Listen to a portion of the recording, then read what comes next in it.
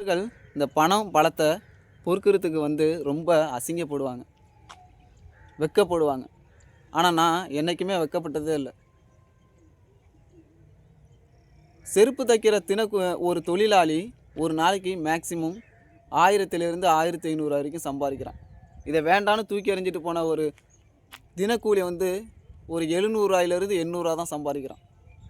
சில நேரங்களில் 1000 சம்பாதிக்கிறான். ஆனால் ஒரே இடத்துல உட்காந்துக்கிட்டு ஒரு செருப்பு தைக்கக்கூடிய ஒரு தொழிலாளி 1000லிருந்து 1500 வரைக்கும் சம்பாதிக்கிறார். ஆனால் நீங்கள் இதை ஒரு காமெடியாக நினைக்கலாம், இதுதான் உண்மை. இது பனை மரம் இல்லை, பனை மரம். இது அடியிலேருந்து, அதாவது வேர்லேருந்து நுனி வரைக்கும் நல்ல ஒரு பயன் தருது. எல்லாமே இதில் பயன். பனம்பழம், பனங்காய், பனை வாரை, பனை ஓலையில் செய்யக்கூடிய பொருட்கள், இப்படி பனை வெல்லம், பனங்கற்பண்டி, அப்புறம் இப்படி நிறைய சொல்லிட்டு போகலாம். இதை சொல்கிறதுக்கு நம்மளால் முடியாது, எண்ணில் அடங்காது. ஆனால் இதை நிறைய நபர்கள் அலட்சியமாக நினைக்கிறாங்க.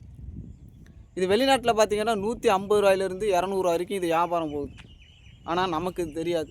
நம்ம என்றைக்கும் ரீல்ஸ் முகத்தில் தான் இருக்கிறோம், காமெடியில் இருக்கிறோம். காமெடி பண்ணுவோம், கேட்டால் ஒரு விஷயத்தை பண்ணால் காமெடி பண்ணுவோம்.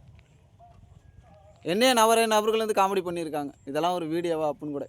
நான் எதுக்குமே கவலைப்பட்டதில்லை. நான் சாக்கு எடுத்துகிட்டு போய் எல்லாருக்கு நேரம் பனங்கொட்டை பொறுக்குவேன்.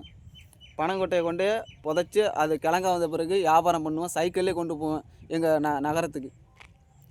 அதுக்கெல்லாம் நான் வெட்கப்படவே மாட்டேன். இது ஒரு சைடு பிஸ்னஸ். நீங்கள் நினைக்கிறீங்க தினக்கூலி என்றைக்குமே முன்னேற முடியாது.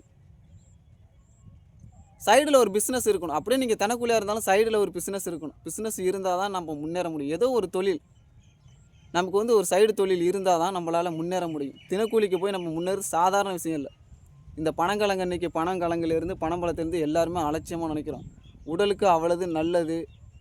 இதை ஏற்றுமதி பண்ணோம்னா கண்டிப்பாக உன்னை பணக்காரனாக மாற்றும் அப்படிங்கிற நம்பிக்கை எனக்கு இருக்குது. நீங்கள் இதை அலட்சியமாக இல்லாமல் உங்களுடைய வயல்களில் நல்லா மேடாக்கி மண்ணை பொலன்னு ஆக்கி அதில் இதை விளையுங்க. கண்டிப்பாக நீங்கள் நல்ல முன்னேற்றத்தை காண முடியும். நன்றிங்க. இங்கே இல்லைங்க, வெளிநாடு மற்ற நம்ம அதர் ஸ்டேட்டில் விற்றீங்கன்னா கண்டிப்பாக நமக்கு நல்ல லாபம் கிடைக்கும். நன்றிங்க.